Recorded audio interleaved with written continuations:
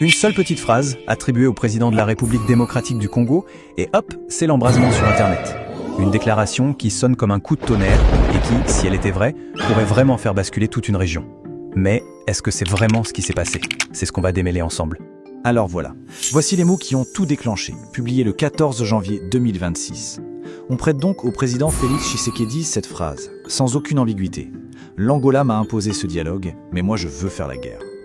Il faut imaginer le contexte. Dans une région qui retient son souffle, de tels propos, c'est bien plus qu'une simple déclaration. C'est une déflagration.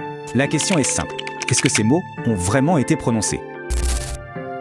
On a une crise sécuritaire gravissime dans l'est de la RDC. Pendant ce temps, l'Angola est en pleine médiation, une médiation cruciale pour essayer de ramener la paix. Et c'est pile à ce moment-là que le président Tshisekedi se rend au Togo pour une visite officielle. C'est là que la fameuse citation apparaît. Le timing, vous l'aurez compris, est tout sauf anodin.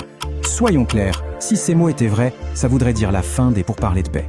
Ce serait un rejet public et total du médiateur angolais, un signal très clair que la voie des armes est préférée à celle de la diplomatie. Tout le fragile édifice de la paix risquerait de s'écrouler. Face à une affirmation d'une telle gravité, les vérificateurs de l'organisation DataCheck se sont évidemment saisis de l'affaire.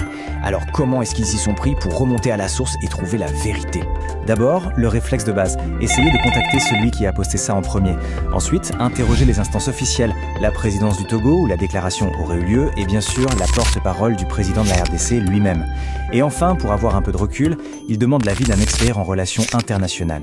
Et là, on se retrouve face à un mur. Deux versions qui s'opposent totalement.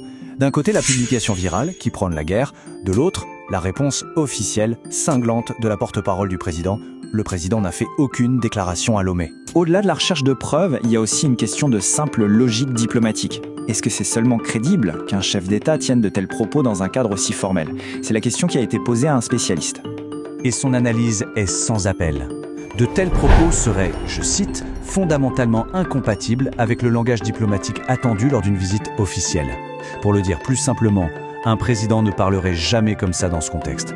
Ce serait comme saboter publiquement ses propres efforts diplomatiques.